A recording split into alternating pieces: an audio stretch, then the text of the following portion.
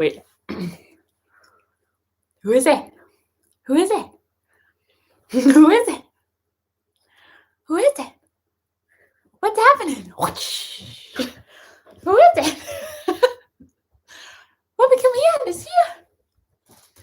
Bobby. I confused him. He doesn't know what's happening. Hey, everybody. Welcome to Lockdown Survival. It really is survival, I tell you. It really does. Gotcha. Does he say hello in there? Is there hello in there? He doesn't know what's happening. Hello, it's me. It's me. Good boy. You think somebody is coming to visit? Sit. Good boy. Whoa. Oh, look, the hand delivered a bacon slice. Can you get it? Can you get it? You got bacon. Oh, yeah. All right. Hey, everybody. How are we doing? Welcome to Lockdown Survival. It's good to be here. So the way these sessions work is normally I'm way more organized, but it has been, well, I'll bring you up to speed. It's been a tough few days, I have to admit. So sorry to be running a bit late. Bobby is chowing on a bacon strip. He ain't no vegan. And anyway, it's really good to just be able to have this time to hang out with you. I just randomly grabbed this to wear. We're still clearing out the house from Mum's. And I used to collect ponchos. So ta-da! I have a poncho now. I like this poncho a lot because it can be the black side. So you can be a dark knight, or it can be the red side, which is great. So there we go. And it's very warm, but I also might not be wearing it the whole time because it makes my eyes itchy. And I have a proper good alpaca one as well, which is nice. Anyway, let me know 1 to 10, how are you doing? It'd be really nice to sort of be brought up to date with how you guys are all feeling. I can tell you I've been on all ranges of the 1 to 10 situation. But the reason why I've only just got this up is because I completely forgot about the live session today. To be completely transparent and honest with you, it was my dad. Shout out to Dave, who reminded me that this was coming on. And actually, I've just had a very rough day and a rough few days, mentally and physically. And I just ate loads of Brazil nuts, which I wasn't supposed to do. I love nuts. Like I eat a lot of nuts. Like first thing I eat in the morning is usually I have a little bowl. Shout out to Fleming who made my little bowl. And I put cashews in there, almonds, what are those? Prunes, little mushy prune things.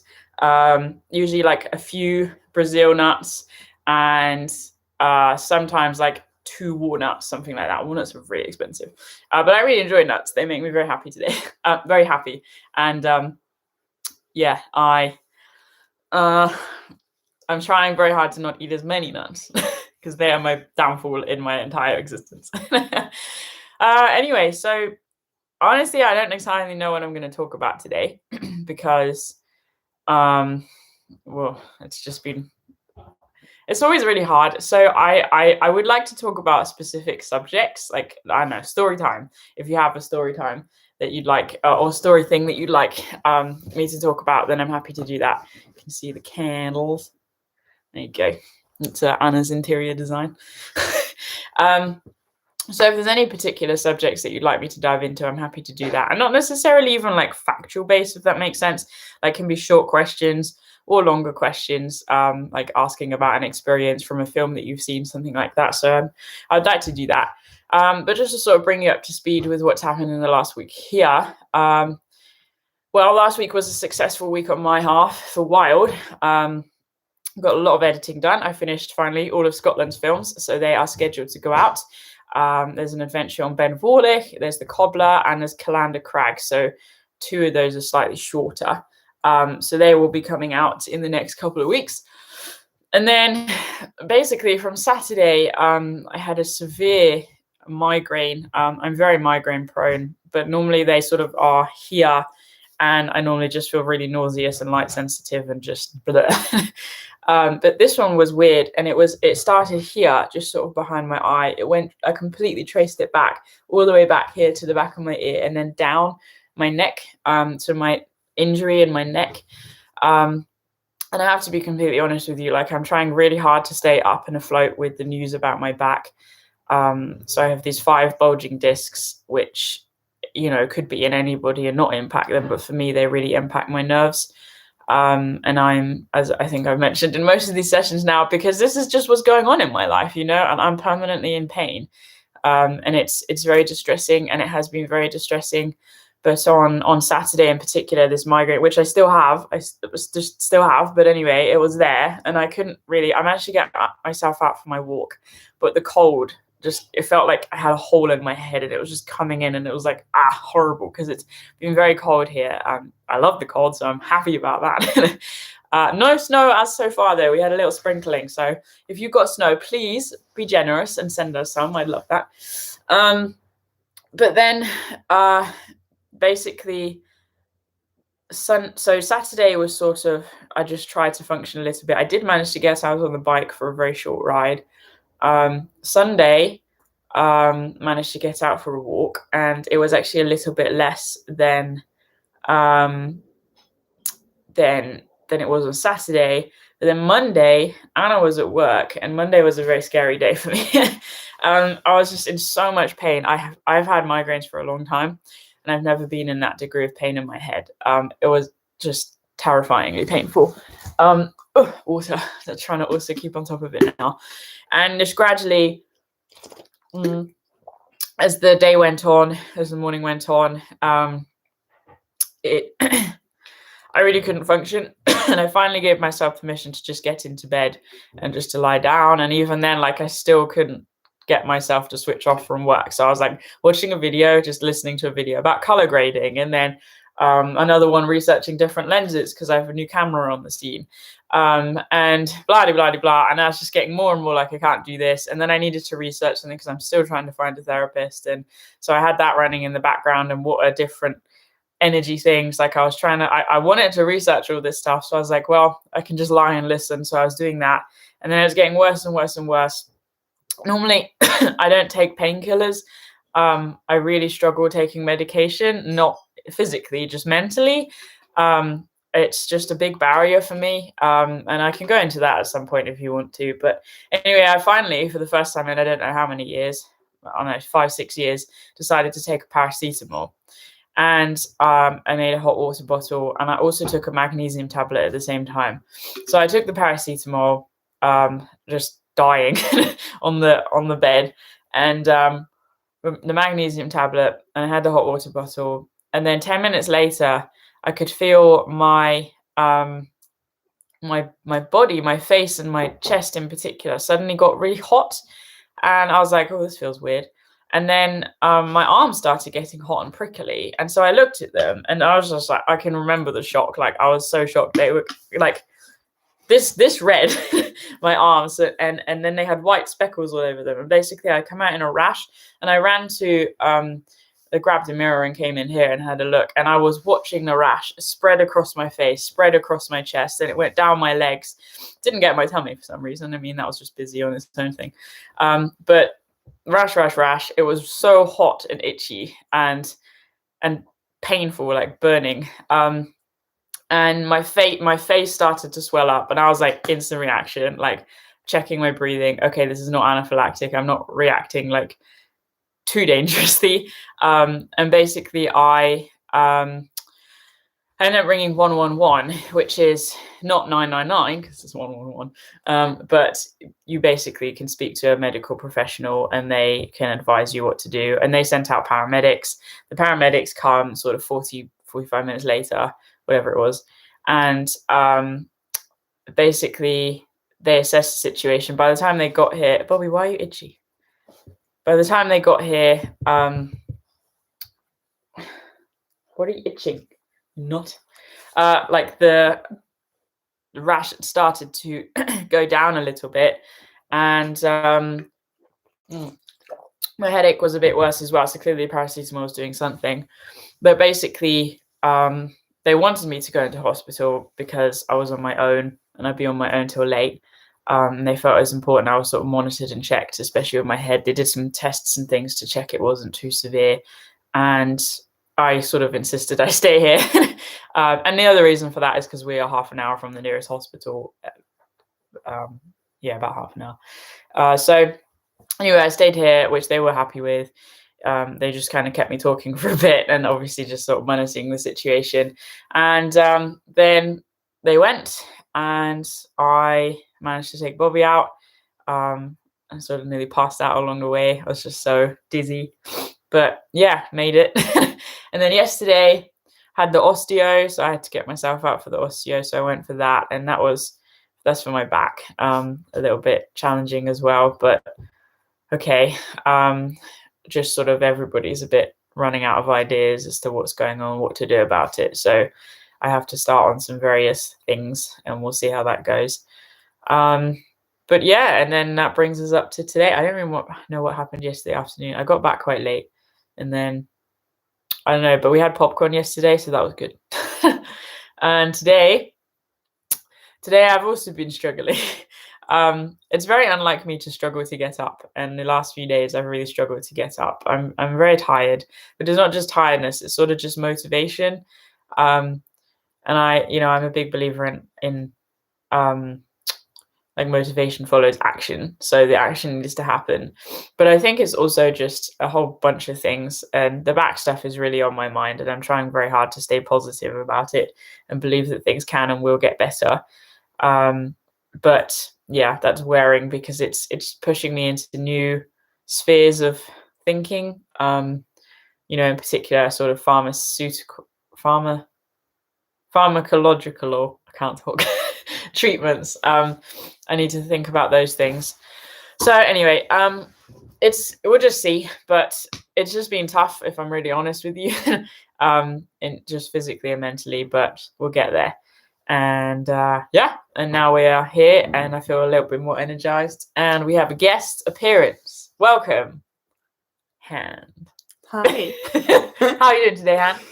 I'm alright. Quite iced out by the wind. Yes. Yes.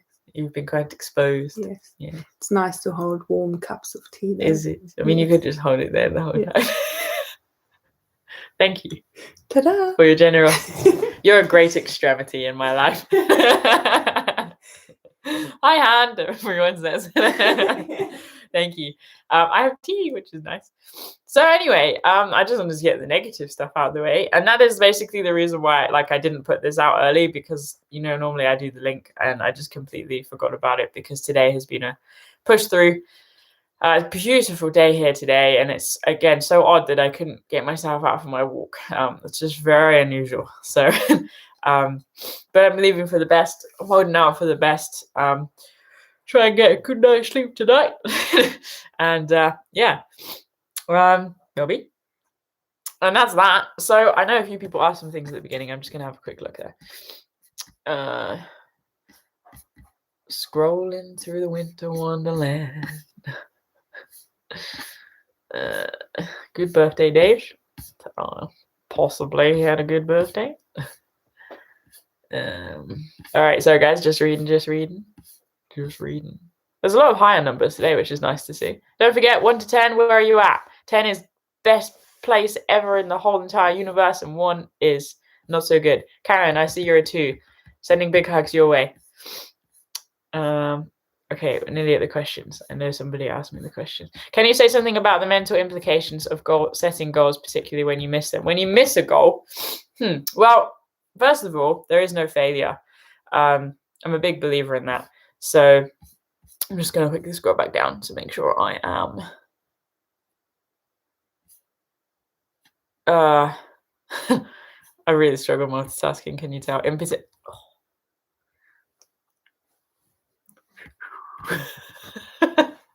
Yes, let's talk about goals. So goals. Actually, it's funny because I'm just recording a podcast about this on Patreon. So there's the One Wildlife podcast. Thank you to everybody who's listened to the episode that went out on Monday. We're talking to Stephen Moss. And then there's the Wild podcast, which goes up on Patreon. And I'm really excited because I'll be working on stuff for that. There's also different things. So did I spill my tea? No, I got my thing in it. I can just suck it out. So goals. Yes, Ian, owl. One word life. If you shorten it, it's owl. How cool is that? Hey guys, welcome to owl. It's so much better than welcome to spend more time in the wild. Nah, it's good. So goals. First of all, we talked a lot about setting goals and making sure they're achievable, and they're in a position to empower you. If you miss a goal, that's a very interesting thing, because like I can say, for example, I often miss goals, but I think it's really, again, that perspective that you can cultivate to not let something pull you down. For example, I struggle a lot with what I call dead end thinking. So when you miss that goal, it's like the world is falling down, and it's very hard to sort of pull yourself out of that and have a reframe, have some perspective shift. I like to say, like, get in a hot air balloon, whoop, and then float along and look at your life and be like, how does this work? What's the biggest impact that this is going to have by not missing this goal, not achieving this goal? Goals are there for a reason. So there is definitely an analysis that needs to happen. If you miss your goal, you've put it there for a reason. If you've really thought about it and not just nonchalantly gone, oh, on Friday, I'm going to not eat anything or whatever, like, that's not logical. If you've got that foundation, you are setting yourself up to succeed. If you don't succeed, you need to look at what was up with that foundation. Was the goal too big? Was it like what? Clearly it wasn't achievable. What was the reason for that? How, like, so often we put excuses in the way, and I mean that consciously. We put excuses in the way. We are our biggest enemies and our biggest stopping force, and anybody can say anything to us, and we can hold on to those things. And I'm talking about bad things in specifics, but yes, good things as well.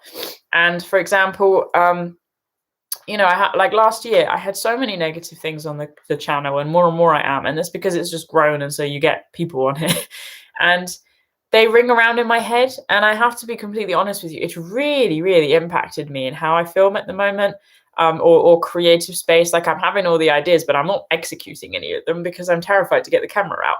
I'm so sniffy. So it's like, I get it. And it's okay. Oh, look at that. Thank you, hand. I got a tissue. I think it's because you're coming from the cold to the hot. I just managed to get out for a little walk. So missing a goal is okay. It's not the end of the world. That's the thing. It's putting it in perspective and going, okay, this will or won't have a knock-on effect to my overall goal. But why? Why did I miss that goal? And only you can really know that. Are you stopping yourself, essentially? Why are you stopping yourself? It's like, for me, for example, let's talk about this. So, like, let's get the poncho out of the way. Just try not to set it on fire. Let's talk about this. Maybe that is making you sniffy. The fire. Oh, of course, it's the poncho. Get off me. Great. Needs a wash, I tell you. It's dusty from my mum's house. Okay, sorry about this, guys. Yes, it's the poncho. I'm all over the place.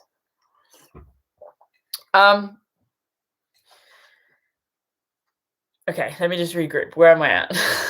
I'm trying to talk about goals. It's not going very well. Goal setting is important. No. You wanted to. If you miss a goal,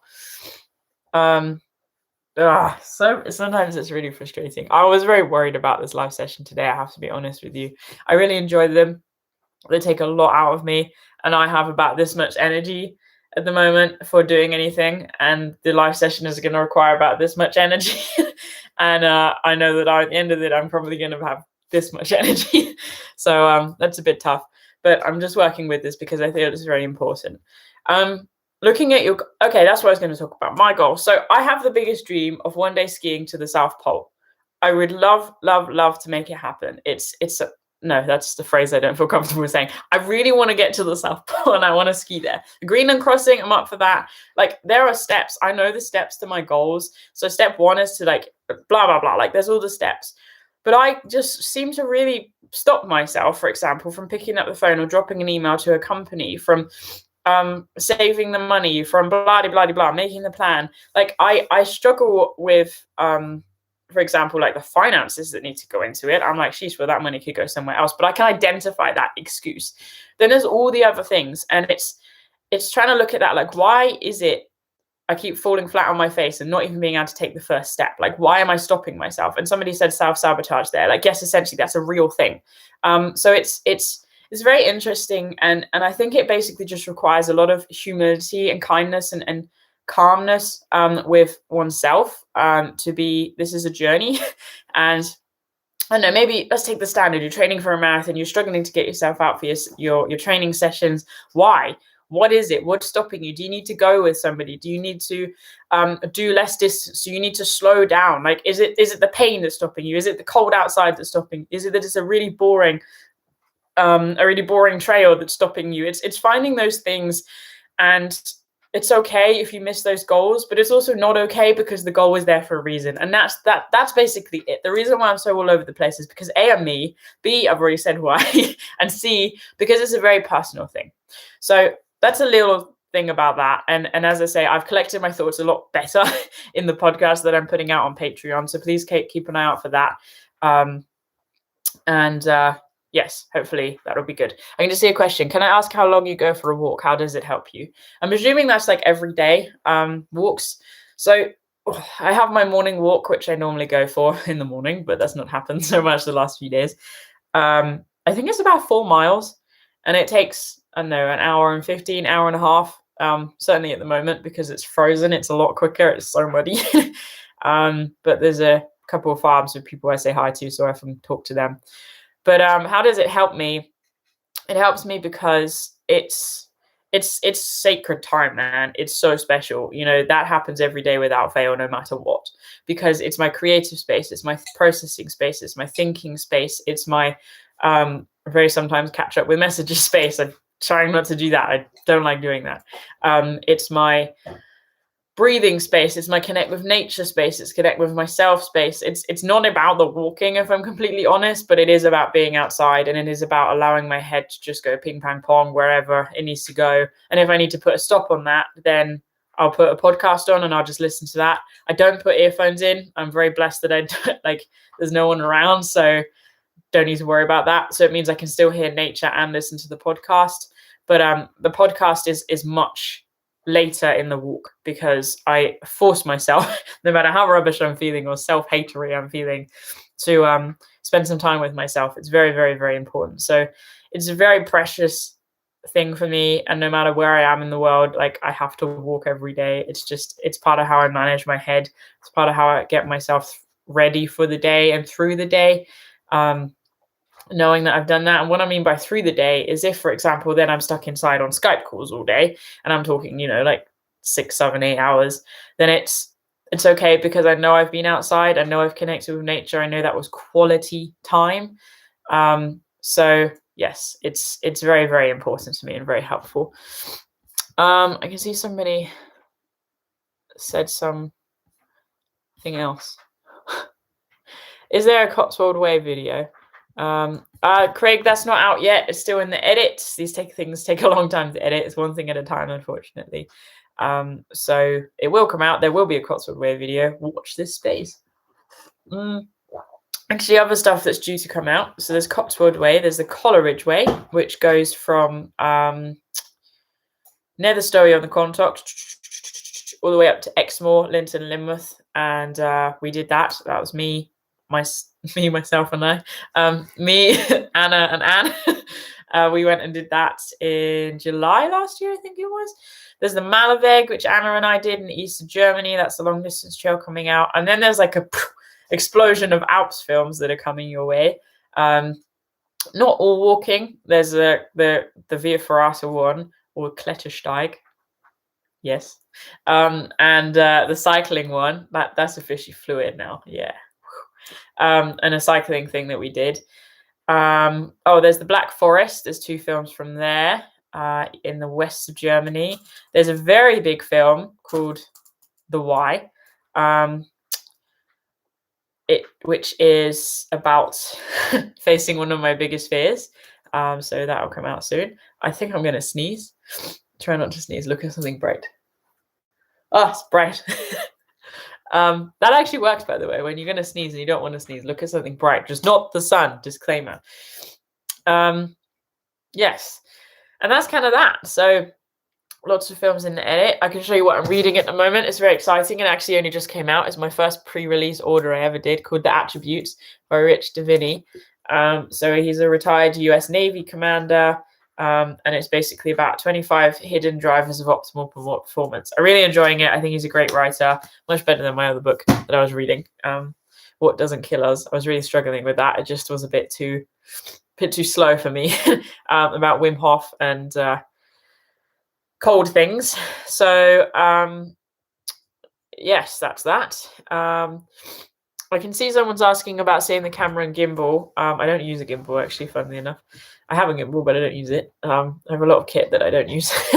A gimbal is basically an electric stabilizer. So you have your camera and then you have a stick, and it's electric, so it's on, and it's keeping everything level. So as you're walking, you'll have that smooth footage rather than footage. So that's that.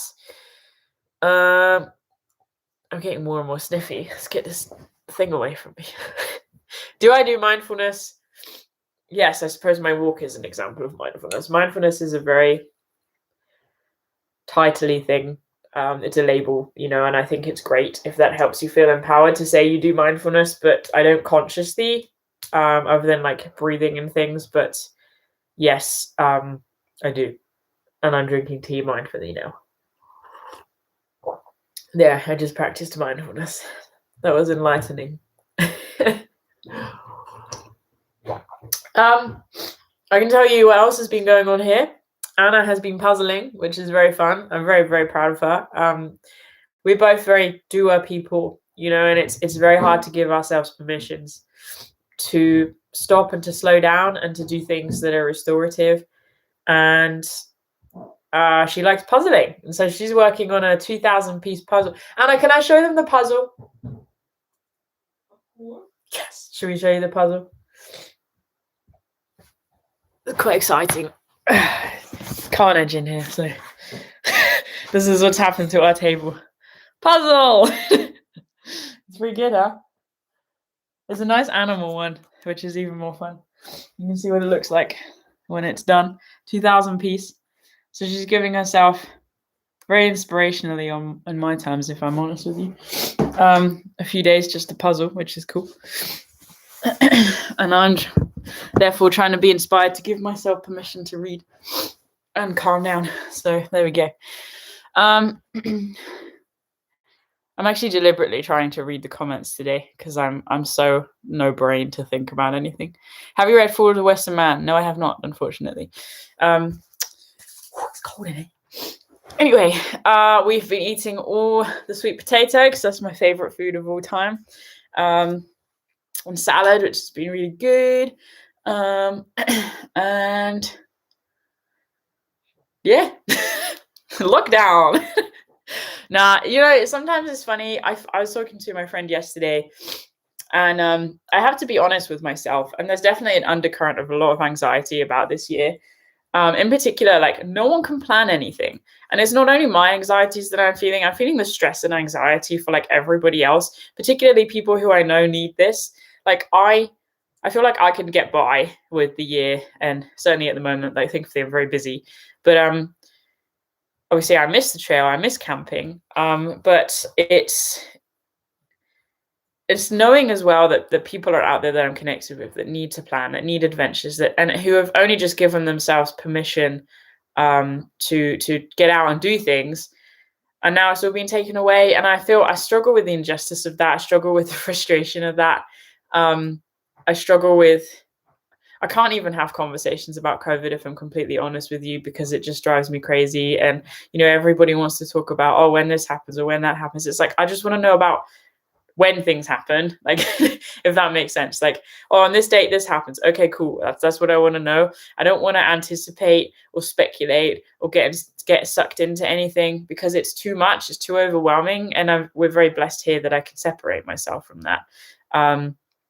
But it's hard, looking at the year, and there's definitely an undercurrent of desperation that I think I'm feeling, and panic that what if what if I can't get out? What if we can't hit the trail? And it's just, I don't know. And then I'm just like, well, what if I can't get out? Like, there's so much more to do. And I don't know what those things are, and that's what kind of excites me. Is I love human potential. I mean, if there was a degree in human potential, potentially I'd actually do that. Potentially. But I really enjoy the not knowing, and I get excited because I know there's things that we don't know. And therefore it's like we don't know what's going to come up. We don't know what this year is going to look like, and therefore we don't know what our response is going to look like, and therefore we don't know what we're going to come up with, which is kind of quite fun. So if you want to think about it in the best way, but it does get to me, and I want to make sure I'm not fluffing around the edges with it. This is a really hard period, but everybody's saying that, and I can also say that it's a really good period. I'm enjoying the freedom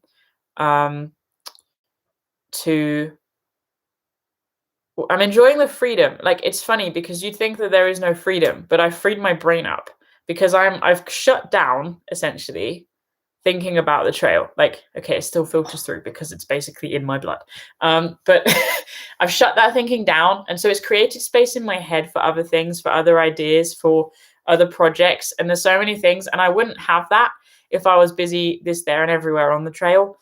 Which, to be honest, like come March, it's like it's filming hiking season, So we're getting there. And I'm feeling that. I'm feeling the itchy footness ready to go.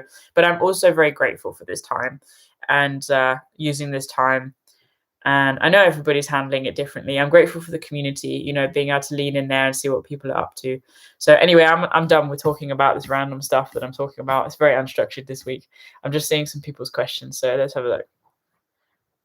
Perhaps mindfulness comes in forms that we don't acknowledge as mindfulness. I think so, yeah. Mindfulness is a label, if there's something you do to just still and calm yourself or to connect with yourself or the planet or to get grounded or anything, a deep breath, if you're just thinking about it, mindfulness is essentially inherently being present. It's being in the moment. If you're just like, if I sit and I go, candles, and I actually just look at the candle for a couple of seconds, like that's mindfulness. If I just drink this tea and I really taste this tea, that's mindfulness. It's being in the present, and it's actually very hard, especially for people like me who are always in their head. But it's good, Okay. I know you've done walks internationally. Can you recommend any beauty spots less known to go walkabouts in the southern and southeastern coast of the United States? Have not been there. Sorry. I'd like to go there probably. It's not top of my list, but when I go, I will tell you. Where's the first place you might go to when things get lifted? Funny question, because I've thought a lot about that, and I feel like, do you remember as a kid, I used to have one of these. You got your sticks like that, and then it comes down, and you have and you like slingshot catapult thing. I feel like I'm pulled back, and then as soon as I'm allowed, it's going to be like, go. I mean, there's so many places, and that's the point. I'm really trying not to think about that because it's going to be completely dependent on where allows what. I'm trying to just stay open to that and also close to that because I don't want to think about it. So sorry, I can't really answer that question very much. Here we go. It's funny actually, just going back to actually this mindset of COVID, and I think I talked about it before, and I just want to touch on it again. It's the marathon mindset, but it's not. Because with a marathon, you know that there's an end. You've got a finish line. We're running a marathon, but we don't know where the end is. So we have to pick a pace to which we can sustain ourselves. We have to just keep running, keep walking if you want to walk, like whatever. It's the finish line that gets people through a marathon generally because they know, they've only got 3 miles to go. I can do that. But we don't know how long we have left to go. And that's very hard. And that's why it's so important that we don't focus on the end, but we focus on the here and now, and we focus on consciously cultivating a pace with which we can maintain. And that way we can look after ourselves, and we will keep going to the finish line wherever that comes. So that's something I've been thinking about quite a bit. I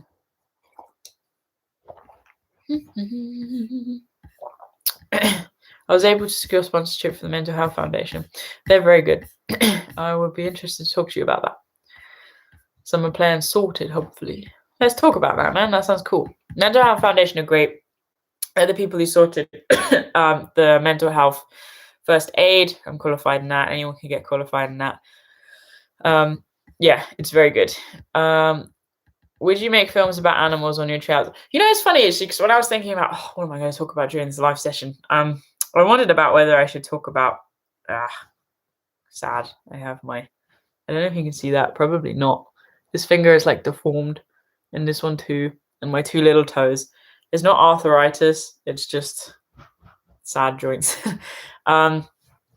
Anyway, about sort of my filming history and sort of where it all started, but I also don't want to give that away completely because that's sort of the full story of Wild is for Patreons and when I go and give talks under normal circumstances in different workplaces. But essentially I did start by filming wildlife. I did a little bit with the BBC Natural History Unit, hence I know Stephen for the podcast. Yeah, animals are good to film, just jolly hard work to film.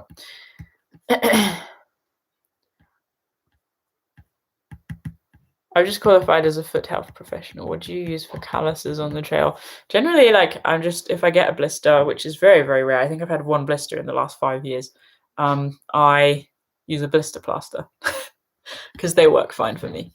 Have you explored Southwest Mineral Line Railway? I've done a little bit of it, but not a lot. So I can't tell you a lot about it. I'm not doing very well with this question today. Have you had walks in Spain? No. Maybe I'd like to though. Maybe it's just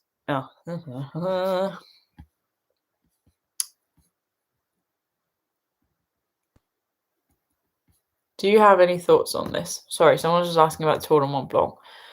Scared of exposure, but even told from the start. Yeah, Tour de Mont Blanc is not very exposed. I mean, so long as you can deal with big views, then it's not very exposed. And the last day, if you're doing it anti-clockwise, then there are ladders and it is exposed. But every single variant of the TMB, there are alternatives. So get your guidebooks. I recommend having 2, especially certainly initially, Trailblazer and Cicerone. Get both of those, read up on them, get familiar with the routes and the route names, and that'll be helpful. Okay, cool. Bye, Karen. Would you consider doing the Snowdonia Way? I actually have the guidebook for that. If I'm honest, like people ask me what would I consider, and I'd pretty much consider anything. Right now, though, I need to get my back sorted because I cannot backpack. Like carrying a backpack. Well, I can. It just really, really, really hurt. Mind you, though, when I did the Cotswold Way, I did it with 4 dislocated ribs. So that was interesting. I stretched one morning in bed just like that. Like I don't normally stretch like that. And it pulled. And I got stuck and I sort of lost the feeling in my arms. And it's actually terrifying. Like that was also exceptionally painful. And it went right through to the back. And basically when I went to the osteo, he's like, oh yeah, you dislocated 4 ribs. I'm like, what? And then I just went off backpacking a few days later. I think it was like a week later, actually.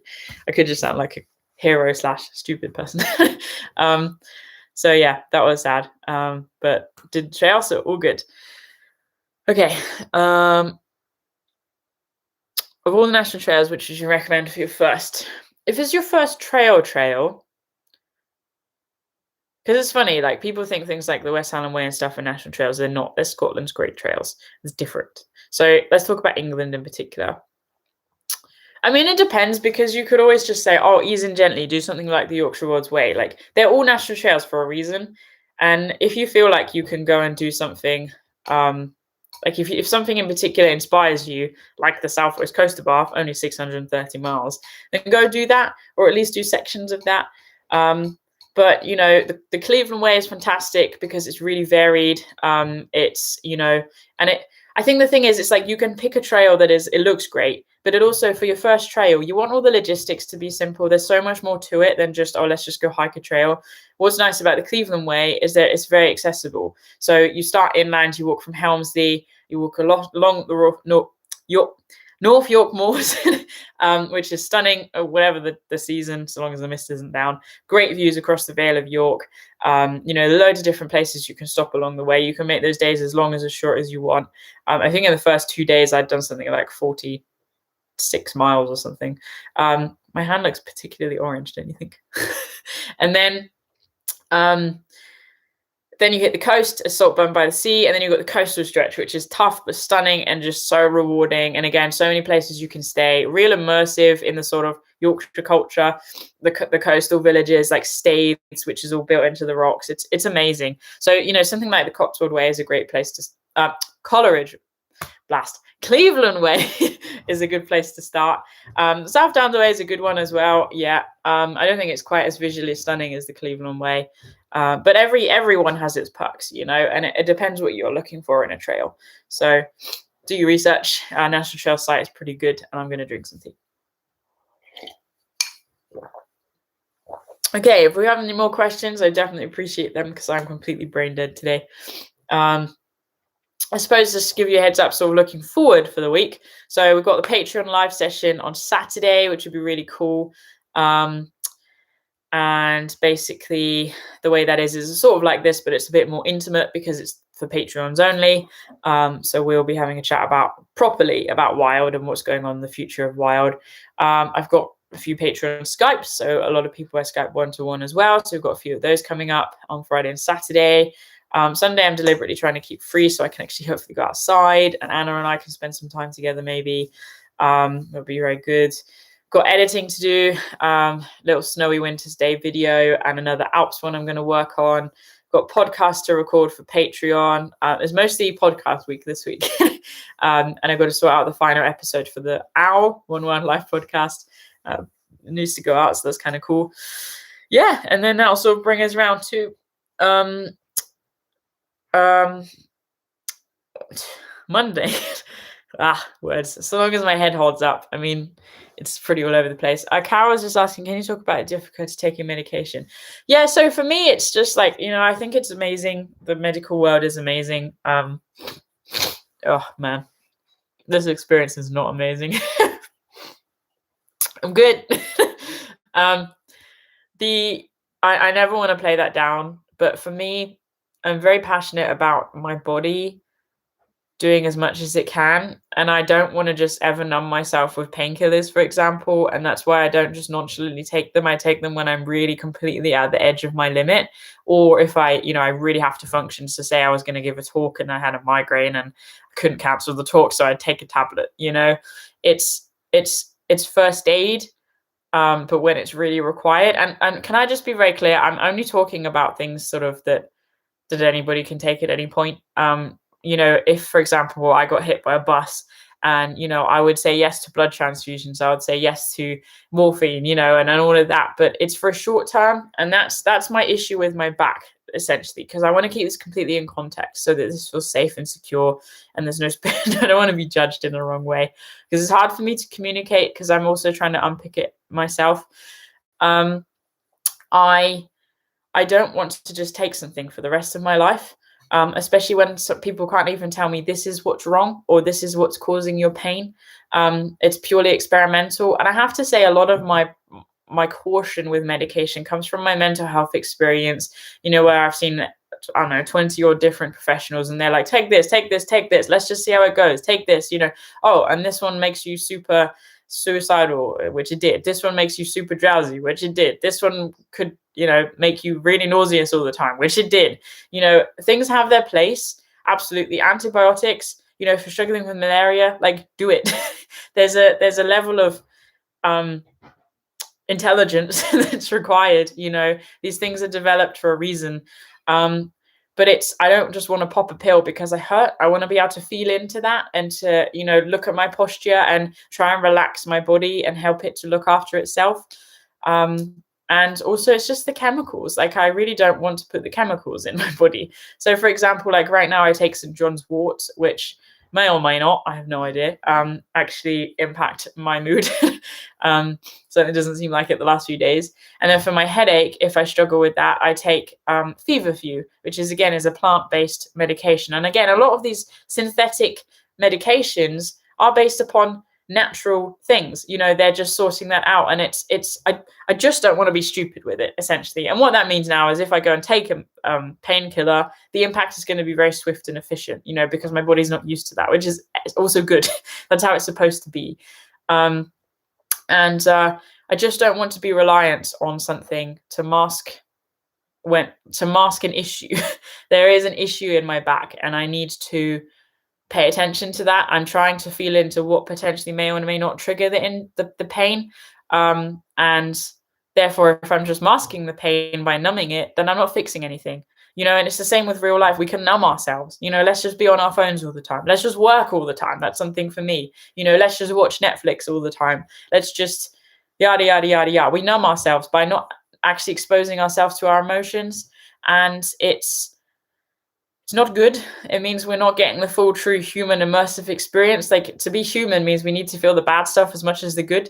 There's sort of the rule of thirds, isn't there? There's like a third of the time you feel great, a third of the time you feel rubbish, and a third of the time you feel okay, like just meh.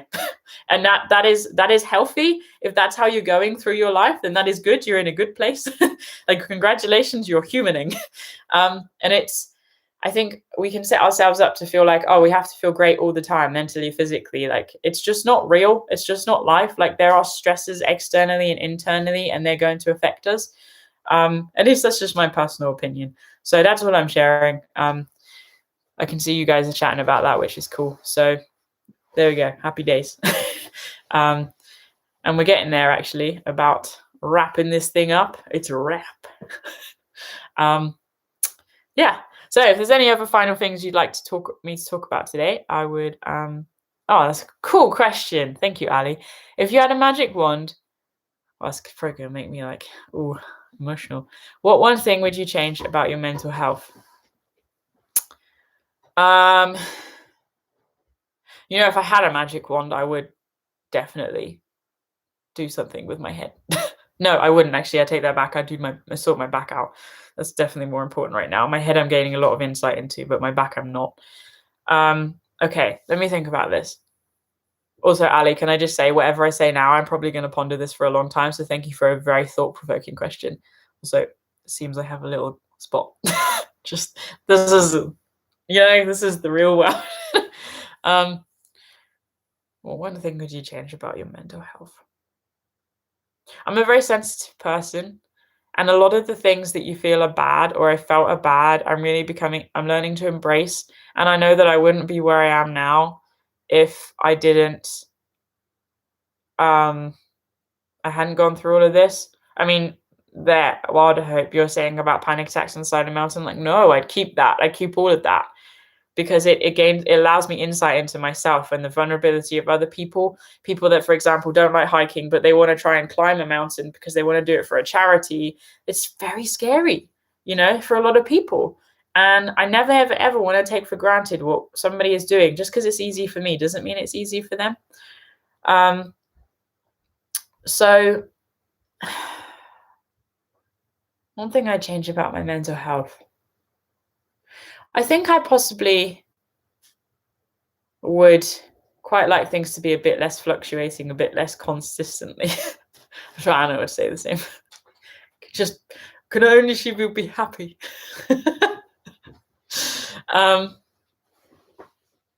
Do you know what? Can I get back to you on that? I really like that question. I'm probably going to lie in bed pondering that now. One thing you'd change about your mental health. Because it's funny, like, everything is tough, but I'm grateful for it all. Certainly afterwards. So I'll think about that. Okay. Do you have any advice for joint pain when out walking? I suffer a lot with this despite being young and find it very frustrating.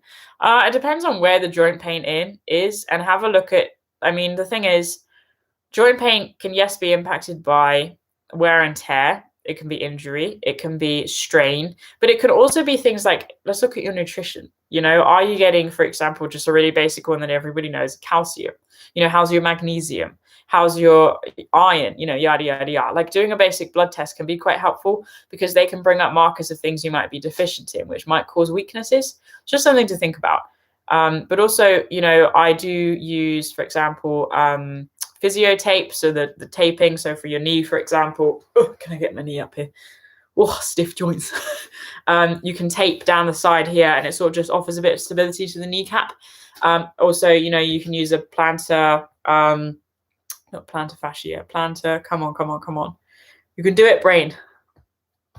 Plantar something. Anyway, there's the tendon running through the knee, and you can get a strip of fabric like that. There's basically a knee support, but it goes underneath your knee, and again, that sort of supports the knee. Obviously, just knee supports, things like that. Certainly something to consider. What's the deal going on about here? JPM. I don't know what this is about, but how do people deal with gear snobs. I have to operate on a low budget. Can I just say, JPM, sorry, I don't know your name. First of all, thank you for that. But it's something I thought a lot recently, and I have a few videos coming up that I haven't yet filmed because of the reasons I mentioned. But I want to film. That's just basically, how do you get hiking on a budget? You know, giving myself 50 quid, 100 quid max to get a full camping setup. And you can still get outside. And one thing I've really struggled with, sort of looking back at the channel, and I don't mind, you know, it's fine, is most of the gear I've had is quite high-end gear. But I would wear, you know, regatta. And that's generally in quite cheap clothing, but really good quality. You know, it's not about the money. It's about how you use things. It's about doing your research, because there are some cheap things which are rubbish. There's some cheap things which are absolutely great. My first tent was an Argos tent, cost 50 quid, served me for a few years. Great little tent, still got it. And that's going to feature in the video. So basically, if your stuff works, just, I don't know how you're interacting with these people, but don't. It's just not worth it, I don't think.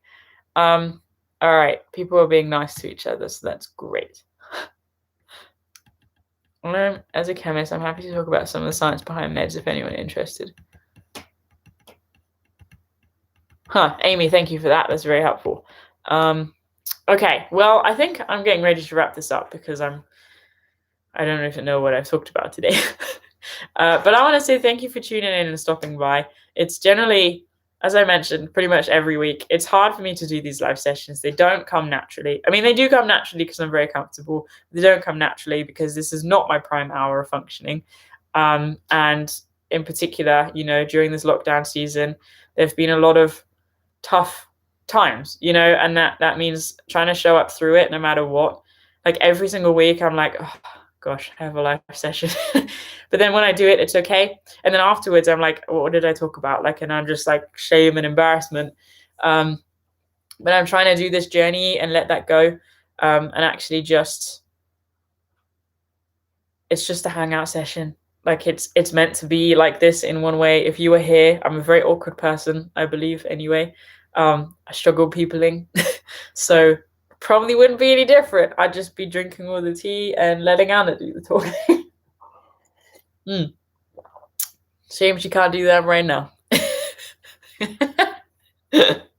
She's puzzling. She's busy.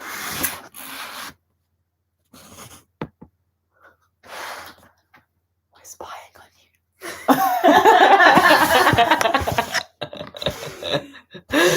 So guys, oh, by the way, someone said about the Netflix fireplace. I don't know how to do that. Can you let me know? Because we genuinely tried that. I thought that was a good idea.